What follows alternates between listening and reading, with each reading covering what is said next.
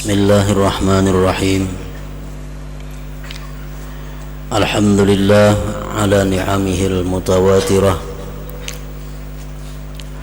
wa ayadihil mutakathirah wa barakatihil mutawaliyah.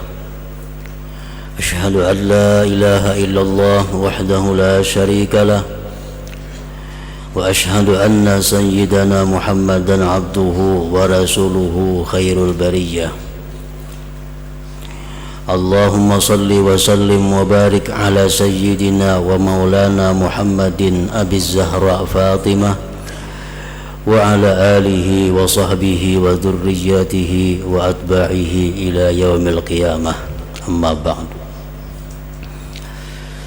Yang kita hormati dan kita cintai para habaib dan para alim ulama, para muhibbin, hadirin hadirat yang berbahagia, puji syukur selalu kita haturkan kehadirat Allah subhanahu wa ta'ala atas limpahan rahmat, barakah, hidayah, taufik serta inayah kepada kita. Dan juga salawat dan salam selalu kita haturkan kepada junjungan kita Nabi besar Muhammad sallallahu alaihi wasallam dan kepada seluruh keluarga, para sahabat, zurriyat dan pengikut beliau ila yaumil qiyamah. Para muhibbin rahimakumullah, yang ke-98 daripada surat-surat Al-Quran, yaitu suratul Bayyinah, madaniyatun wa ayatuha thaman. Surat yang bernama Al-Bayyinah diturunkan di Madinah dan ayat-ayatnya berjumlah 8 ayat. Bismillahirrahmanirrahim. Lam yakunil ladzina kafaru min ahlil kitabi wal musyrikina munfakkina hatta ta'tiyahumul bayyinah. Rasulun minallahi yatlu suhufan mutahharah fiha kutubun qayyimah.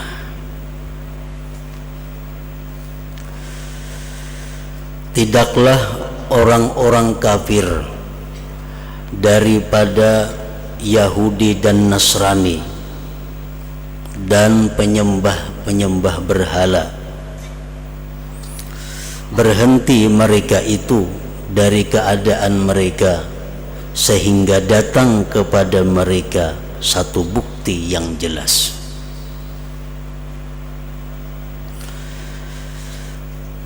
Rasul dari Allah yang membacakan lembaran-lembaran yang suci, yang di dalamnya itu terdapat hukum-hukum yang lurus. Para muhibbin rahimakumullah, Allah subhanahu wa ta'ala menjelaskan dalam beberapa ayat ini bahwa orang-orang Yahudi, Nasrani dan musyrikin, mereka itu berkata bahwa mereka tidak akan berubah dari agama mereka sampai datang kepada mereka seorang rasul yang menjelaskan kepada mereka tentang hukum-hukum yang lurus. Nah, ini merupakan satu ikrar daripada orang-orang kafir bahwa mereka akan berhenti kafir, akan berhenti menyembah berhala, akan meninggalkan agama Yahudi dan Nasrani kalau sudah datang Rasulullah sallallahu alaihi wasallam.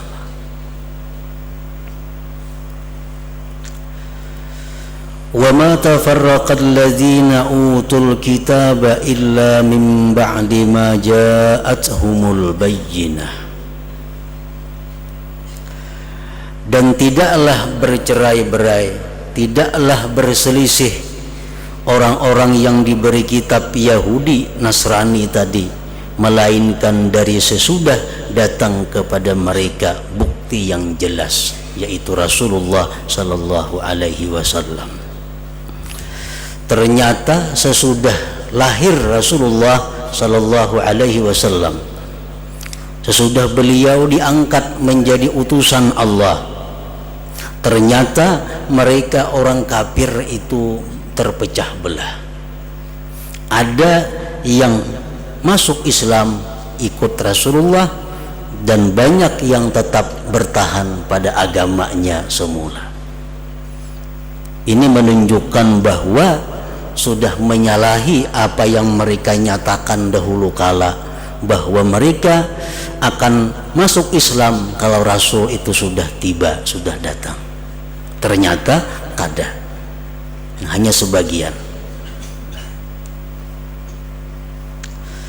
Para muhibbin rahimakumullah, kenapa orang-orang kafir itu tidak mau masuk Islam, terutama yang di zaman Rasulullah itu?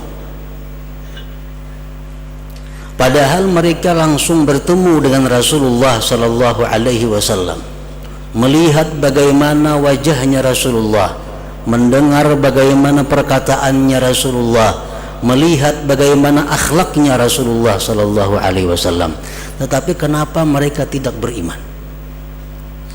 Para ulama mengatakan salah satu di antara beberapa sebab, antara lain adalah karena inad dan ingkar.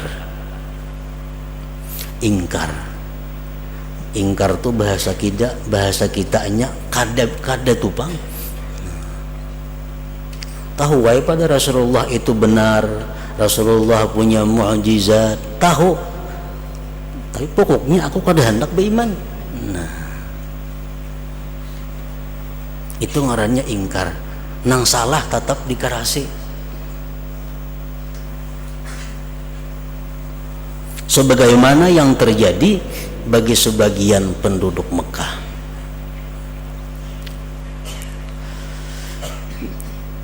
Di dalam beberapa hadis diceritakan bahwa sebagian dari tokoh-tokoh Mekah ini datang kepada Rasulullah sallallahu alaihi wasallam. Wahai Muhammad, kami minta kepada engkau agar bulan itu dibelah menjadi dua. Bulan supaya dibelah dua. Kalau engkau mampu demikian, kami akan beriman kepada engkau. Rasulullah sallallahu alaihi wasallam berdoa kepada Allah Subhanahu wa taala agar bulan itu dibelah menjadi dua. Panasyaqqal kamar, maka belahlah bulan itu. Bulan belah dua, satu di atas Jabal Abi Kubais dan sebelahnya di Jabal Uaika'an ngarannya. Sangat jauh dan terlihat jelas bahwa bulan itu belah dua. Setelah mereka menyaksikan mukjizat Nabi Muhammad sallallahu alaihi wasallam, apa perkataan tokoh-tokoh Quraisy ini? Saharakum ibnu Abi Kabasah, telah menyihir akan kalian oleh Muhammad. Ini sihir yang luar biasa daripada Muhammad. Satu mukjizat yang bagaimanapun orang tidak akan mampu melakukan demikian dikatakan sihir. Sehingga apapun yang mereka lihat daripada Nabi kita, selalu mereka bilang itu sihir, karena ingkarnya mereka terhadap apa yang dibawa oleh Rasulullah sallallahu alaihi wasallam. Berdebat kalah tetap kada percaya, melihat keajaiban tetap kada percaya, karena sudah dalam hati itu inad dan ingkar. Nah, jadi sebagian orang kafir ada yang karena ingkar ini sehingga dia tidak mau beriman kepada Allah dan Rasulnya. Sebagian lagi ada mereka itu tidak beriman kepada Rasulullah sallallahu alaihi wasallam karena hasad dan dengki. Karena dengki. Seperti yang diceritakan di dalam Sahihul Bukhari di Madinah itu ada seorang yang bernama Abdullah ibnu Ubay ibnu Salul. Ini tokohnya orang-orang munafik, pimpinan orang munafik. Abdullah bin Ubay bin Salul ini sudah sepakat orang Madinah waktu itu untuk mengangkat dia menjadi Raisul Madinah, pemimpin Madinah. Tinggal menghitung hari akan diadakan pelantikan. Tinggal mempersiapkan gedung, mempersiapkan halaman, mempersiapkan mimbar panggungnya untuk melantik Abdullah bin Ubay ini menjadi Raisul Madinah, pemimpin Madinah. Nah, begitu orang menyiapkan segala-galanya untuk pelantikan ini, tiba-tiba datang ke Madinah Rasulullah sallallahu alaihi wasallam. Nah, Rasulullah datang ke Madinah, orang-orang Madinah meninggalkan Abdullah bin Ubay dan semuanya mengikut Rasulullah sallallahu alaihi wasallam pada waktu itu. Umpat Nabi kita Abdullah bin Ubay kada tahirani lagi dan gagal dilantik menjadi pemimpin Madinah. Oleh karena demikian, Abdullah bin Ubay itu hasad, dengki kepada Nabi kita sallallahu alaihi wasallam, dan dia kada mau beriman bagaimanapun melihat keajaiban mukjizat daripada Rasulullah sallallahu alaihi wasallam karena kedengkian. Ada lagi mereka orang kafir itu tidak mau beriman kepada Rasulullah sallallahu alaihi wasallam kibra, karena sombong. Dia menganggap dirinya orang kaya, menganggap dirinya orang terhormat, menganggap dirinya orang besar. Tiba-tiba ada seorang anak yatim piatu diberi Allah ayat, diangkat menjadi rasul. Lalu ia enggan untuk beriman karena merasa rendah beriman kepada orang seperti Muhammad.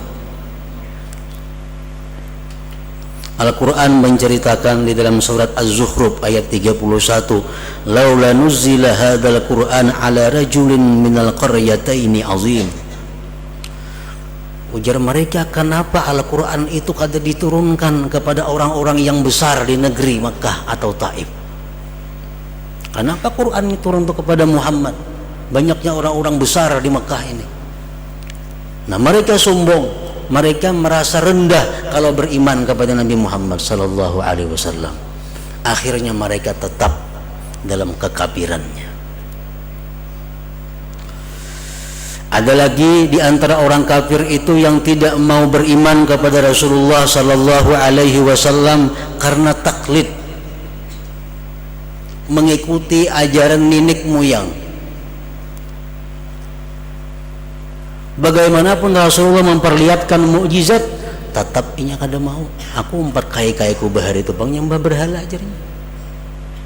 Kada akan berpindah daripada ajaran nenek moyangnya. Al-Quran menceritakan, wa idza qila lahum ittabi'u ma anzalallah qalu bal nattabi'u ma alfayna aba'ana. Bila dikatakan bagi mereka ikuti yang diturunkan Allah itu, mereka menjawab, kami hanya ikut apa yang kami temui dari nenek moyang kami.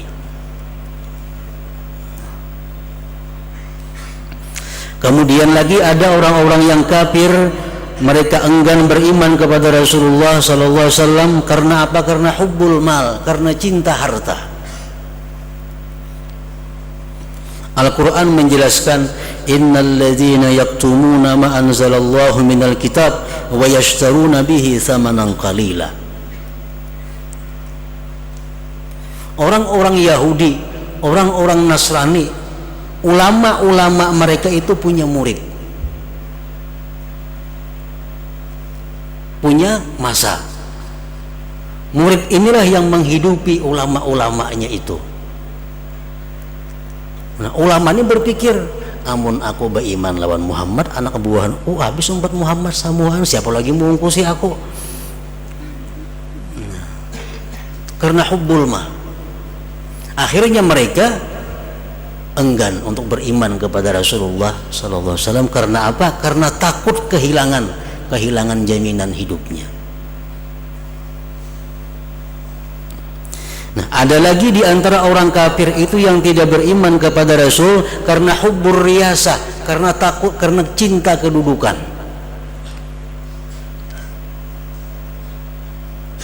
Di dalam Sahihul Bukhari dikisahkan di mana di situ Kaisar Romawi yang bernama Hercules.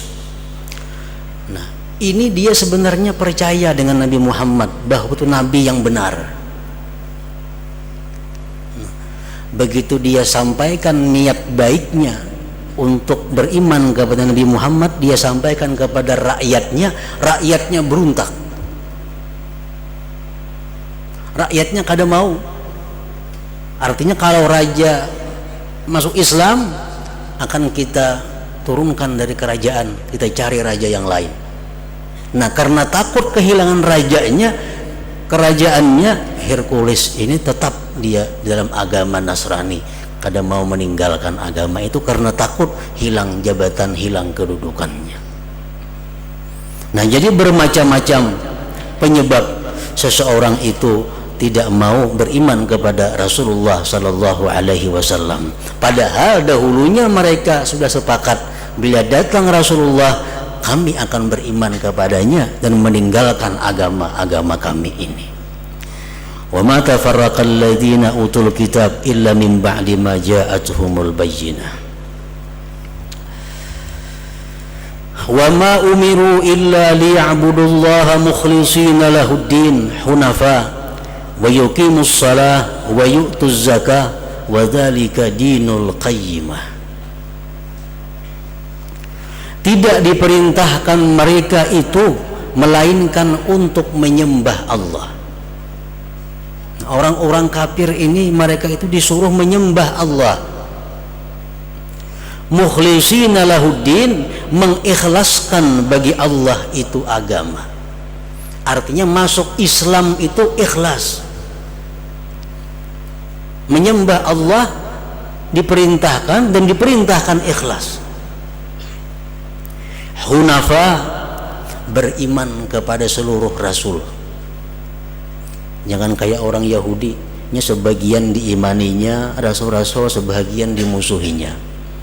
Orang Nasrani sebagian dimusuhinya Rasulullah, sebagian diimaninya. Nah, Allah menyuruh bahwa kita beriman kepada seluruh utusan Allah. Wa yuqimus shalah, dan mendirikan salah, menunaikan zakat, itulah ajaran agama yang lurus. Para muhibbin rahimakumullah, di dalam beberapa perkara yang disebutkan tadi, maka di situ yang menjadi sentral daripada perintah Allah adalah mukhlishina lahuddin. Orang masuk Islam kalau kada ikhlas, kada diterima Allah. Orang sembahyang kalau kada ikhlas, kada diterima Allah. Orang menunaikan zakat kalau nya kada ikhlas, kada diterima Allah. Jadi ikhlas itu merupakan sentral daripada perintah Allah Subhanahu wa taala. Apapun ibadah yang kita lakukan, kalau ketiadaan ikhlas, maka ditolak oleh Allah Subhanahu wa taala.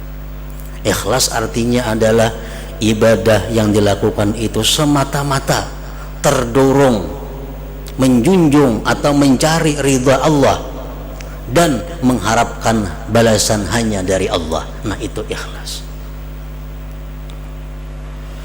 Para muhibbin rahimakumullah, Syekh Ali As-Sabuni dalam tafsir beliau Safwatut Tafasir menyatakan, al-a'mal salasatun, amal itu ada 3. Amal perbuatan kita sehari-hari ini ada 3. Pertama, al-ma'murat, perintah-perintah, sembahyang dan lain sebagainya. Yang kedua, al-manhiyat, larangan-larangan Allah. Yang ketiga, al-mubahat, yang dibolehkan Allah. Nah, bagaimana supaya 3 hal ini mendapat pahala? Terhadap larangan Allah kita dapat pahala, Terhadap yang dibolehkan Allah kita dapat pahala, terhadap yang diperintah Allah kita dapat pahala. Hanya ada satu cara, yaitu ikhlas. Menghadapi perintah Allah, sembahyang, membaca Al-Quran, baca salawat dan sebagainya, ikhlas, nah diterima Allah. Artinya terdurung oleh perintah Allah atau terdurung untuk mencari keridhaan Allah dan mengharapkan balasan hanya dari Allah, ikhlas. Maka sembahyang kita jadi berpahala. Yang kedua, al-manhiyat, larangan, riba, zina, mencuri dan sebagainya, larangan Allah. Bagaimana larangan itu supaya kita dapat pahala? Kita jauhi karena Allah. Jauhi riba karena Allah, jauhi zina karena Allah, jauhi ghibah karena Allah. Maka larangan itu pun menjadi pahala. Kalau larangan Allah itu kita jauhi tapi tidak karena Allah, kita kada dapat pahala. Perbuatan maksiat kita tinggalkan karena supan kelihatan orang, kada dapat pahala. Tapi dia terhindar daripada dosa itu. Al-mubahat yang dibolehkan, makan, minum, guring, kawin dan sebagainya, itu mubahat. Nah itu bisa berpahala kalau ikhlas karena Allah. Artinya kita melakukan makan, guring itu semata-mata untuk menambah kekuatan beribadah kepada Allah Subhanahu wa ta'ala. Itu termasuk ikhlas. Nah, para muhibbin rahimakumullah, sebagian ulama mengatakan la qalila ma'al ikhlas wa la katsira ma'ar riya. Tidak ada sedikit itu amal kalau disertai ikhlas. Dan amal apapun kada bisa dikatakan banyak kalau disertai riya. Kita menyumbang 10.000 rupiah tapi ikhlas, pahalanya kayak apa kada kawa dibayangkan. Karena amal itu walaupun kecil, bila ikhlasnya ini yang menggandalakan luar biasa. Betapapun amal kita banyaknya tapi riya, nah riya inilah yang menghancurkan amal kita. Tidak ada amal itu banyak kalau disertai oleh riya. Rasulullah sallallahu alaihi wasallam bersabda, akhlisil amal yujzika minhul qalil. Ikhlaslah kamu beramal, cukup akan engkau sedikit beramal.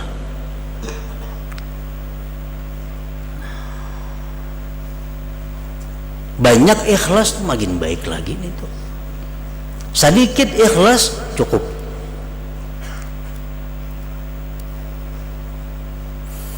Nah, jadi ikhlas dalam pengertian secara umum adalah beribadah terdurung, terbangkit mencari keridaan Allah atau menjunjung perintah Allah dan mengharapkan balasan dari Allah. Nah, itu ikhlas. Kita bersedekah. Kenapa karena bersedekah? Hendak dapat keridaan Allah dan mendapat balasan dari Allah. Itu ikhlas mengarannya.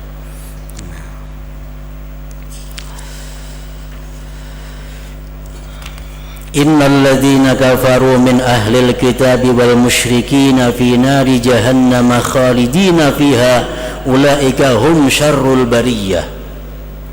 Sesungguhnya orang-orang kafir dari Yahudi dan Nasrani dan orang musyrikin lainnya, mereka akan berada dalam neraka jahanam kekal padanya. Mereka itulah sejahat-jahat manusia atau sejahat-jahat makhluk Allah Subhanahu wa ta'ala. Innal ladzina amanu wa 'amilus solihati ulaika hum khairul bariyah. Sesungguhnya orang-orang yang beriman dan beramal saleh, mereka itulah sebaik-baik makhluk Allah. Orang yang beriman, beramal saleh pulang inya, mana baiknya lawan malaikat? Baik beriman beramal saleh. Kenapa sebabnya? Karena iman dan amal saleh malaikat ini mauhubah, pemberian Allah. Sedangkan amal baik dan iman manusia itu muktasabah, diusahai. Ini berjuang manusia ini untuk beramal saleh. Kalau malaikat itu sudah diprogram oleh Allah untuk beramal saleh. Ini kan tidak pikiran lain pada beramal saleh. Nah, jadi kalau manusia itu beriman dan beramal saleh, ulaika hum khairul bariyah, mereka itulah sebaik-baik makhluk Allah. Jazaohum 'inda rabbihim jannatu 'adnin tajri min tahtihal anhar khalidina fiha abada radhiyallahu anhum wa radu anhu dzalika liman khasyiya rabbah. Balasan orang-orang yang beriman dan beramal saleh tadi di sisi Tuhan mereka surga Adan, mengalir dari bawahnya sungai-sungai dan kekal mereka di dalamnya selama-lamanya. Allah ridha daripada mereka, mereka pun ridha daripada Allah. Yang demikian itu liman khasyiya rabbah, bagi orang yang takut kepada Tuhannya. Nah, selanjutnya surat yang ke-99, surat Az-Zalzalah. Ila hadratin Nabi sallallahu alaihi wasallam. Al-Fatihah.